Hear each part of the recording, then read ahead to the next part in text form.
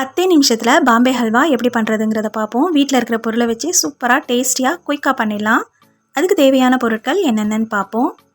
1 cup அளவுக்கு cornflour எடுத்திருக்கேன். அதே கப்பால் 2 கப் அளவுக்கு சர்க்கரை எடுத்திருக்கேன். உங்களுக்கு இனிப்பு கொஞ்சம் கூட வேணும்னா அரை கப் இன்னும் சர்க்கரை சேர்த்துக்கோங்க. ஏலக்காவை சர்க்கரையில் நுணுக்கி வச்சுருக்கேன். ஒரு 4-5 ஸ்பூன் நெய் எடுத்துக்கோங்க. 1/4 ஸ்பூன் அளவுக்கு ஃபுட் கலர் எடுத்திருக்கேன். இது ஆப்ஷனல் தான், வேணும்னா சேர்த்துக்கோங்க, வேண்டாம்னா ஸ்கிப் பண்ணிக்கோங்க. என்ன கலர் வேணாலும் ஃபுட் கலர் ஆட் பண்ணிக்கலாம். ஒரு 15லேருந்து 20 முந்திரி பருப்பு இந்த மாதிரி 2ஆக உடச்சி வச்சுருக்கேன். இந்த மாதிரி ஒரு மோல்டு இல்லைனா ஒரு ட்ரே, அப்படியும் இல்லைனா ஒரு பிளேட் எடுத்துக்கோங்க.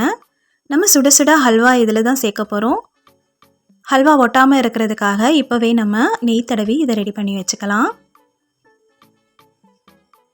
நான் இந்த மாதிரி ஒரு மோல்டு தான் எடுத்திருக்கேன். நம்ம சூடாக செஞ்சு இதில் நம்ம சேர்க்கும்போது ஹல்வா ஒட்டாமல் இதில் வரும், அதனால் நெய் சேர்த்துக்கிட்டோம். இது ஒரு பக்கம் இருக்கட்டும். இப்போ ஒரு பவுலில் நம்ம எடுத்து வச்சுருக்கிற கார்ன்ஃப்ளவரை சேர்த்துக்கலாம்.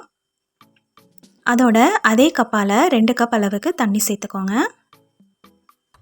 இப்போ கெட்டி இல்லாமல் நல்லா கரைச்சி விட்டுக்கலாம். இது ஒரு பக்கம் இருக்கட்டும். இப்போ ஒரு பேனில் நம்ம எடுத்து வச்சுருக்கிற சர்க்கரையை சேர்த்துக்கலாம். அதில் 2 கப் அளவுக்கு தண்ணி சேர்த்துக்கோங்க. சர்க்கரை நல்லா கரையட்டும். கொதித்து கரைஞ்சா போதும், பாகு பக்குவம் தேவையில்லை. இப்போ நம்ம தண்ணியில் கரைச்சி வச்சுருக்கிற கார்ன்ஃப்ளவரை ஒரு தடவை நல்லா கலந்து விட்டுட்டு இந்த சர்க்கரை பாகில் கொஞ்சம் கொஞ்சமாக சேர்த்துக்கலாம். இது வரைக்கும் ஸ்டவ் ஹையில் இருந்தது. நம்ம கார்ன்ஃப்ளவர் சேர்த்ததுக்கப்புறமா மீடியம் ஃப்ளேமில் வச்சுக்கலாம். ஹையில் இருந்தால் அடிப்பிடிக்க ஆரம்பிக்கும். சர்க்கரையில் கார்ன்ஃப்ளவர் சேர்த்ததுக்கப்புறமா கிண்டிக்கிட்டே இருக்கணும்.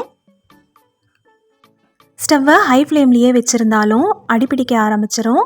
அதனால் மீடியம் ஃப்ளேமில் வச்சுக்கலாம். லோ ஃப்ளேமில் இருந்தாலும் சீக்கிரமாக குக் ஆகாது.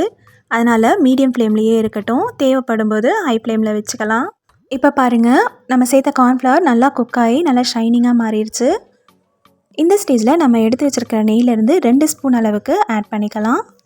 அதோட ஏலக்காய் பொடியும் சேர்த்துக்கலாம். ஏலக்காய் பொடியும் நெய்யும் ஹல்வாவோட நல்லா கலந்து விட்டுக்கோங்க. இன்னும் ஒரு 2 நிமிஷம் நல்லா கிண்டி விட்டுக்கோங்க. ஹல்வாவை நல்லா கைவிடாமல் கிண்டிக்கிட்டே இருக்கணும், இல்லைனா அடி பிடிச்சிரும், கெட்டி கெட்டியாக ஆகிடும். ஸ்டவ்வு மீடியம் ஃப்ளேம்லேயே இருக்கட்டும். இப்போ பாருங்கள், ஃபுட் கலர் சேர்க்காமலே சூப்பராக மினிமினிப்பாக ஷைனிங்காக இருக்குது. இந்த மாதிரி ரெடி ஆகிட்டுருக்கு. ஃபுட் கலர் தேவையில்லைன்னா சேர்க்க வேண்டாம், இந்த கலரில் தான் இருக்கும். இப்போ நம்ம எடுத்து வச்சுருக்கோம், அதனால் ஃபுட் கலர் ஆட் பண்ணிக்கிட்டு நல்லா கிண்டி விட்டுக்குவோம். இப்போ அடுத்தடுத்த ஸ்டேஜில் நம்ம எடுத்து வச்சுருக்கிற நெய்யை கொஞ்சம் கொஞ்சமாக ஆட் பண்ணிக்கலாம். ஹல்வா கிண்டும்போது எப்போவுமே நம்ம எடுத்து வச்சுருக்கிற நெய்யை ஒரே சமயத்தில் ஆட் பண்ணக்கூடாது. ஒரு 2 நிமிஷத்துக்கு ஒரு தடவை கொஞ்சம் கொஞ்சமாக நம்ம ஆட் பண்ணிக்கணும். அப்போ தான் அந்த கன்சிஸ்டன்சி கரெக்டாக இருக்கும். அதே மாதிரி ஹல்வா கிண்டும்போது ஓரத்தில் இருக்கிறதையும் நம்ம அப்பப்போ எடுத்து விட்டு அதையும் சேர்த்து நல்லா கிண்டிக்குவோம். இந்த ஹல்வா செய்யும்போது நான் கரண்டி யூஸ் பண்ணலை. விஸ்கில் கிண்டுறதே எனக்கு ஈஸியாக இருந்தது. கெட்டிப்படாமல் இருந்தது, ரொம்பவே ஈஸியாக இருந்தது. ஹல்வா கெட்டியாகும்போது தான் நான் கரண்டியை எடுத்தேன். அது வரைக்கும் விஸ்க்லேயே கிண்டிக்கிட்டே ரொம்ப ஈஸியாக இருந்தது.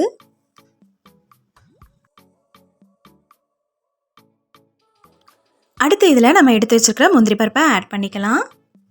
இப்போ ஸ்டவ்வை ஹை ஃப்ளேமில் வச்சுருக்கேன்.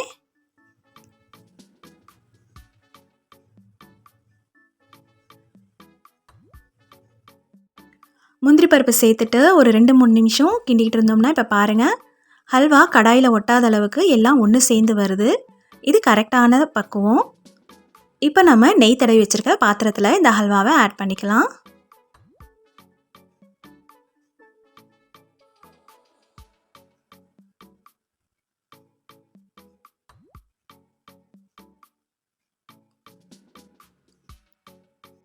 இப்போ இதை ஒரே லெவலாக பண்ணிவிட்டு ஒரு தடவை ட்ரேயை தட்டி விட்டுக்கலாம். பார்த்து சூடாக இருக்கும். இப்போ இது நல்லா ஆறட்டும். ஒரு 2 மணி நேரம் கழித்து நம்ம இதை கட் பண்ணி எடுத்துக்கலாம். இப்போ பாருங்கள், இது நல்லா ஆறிடுச்சு.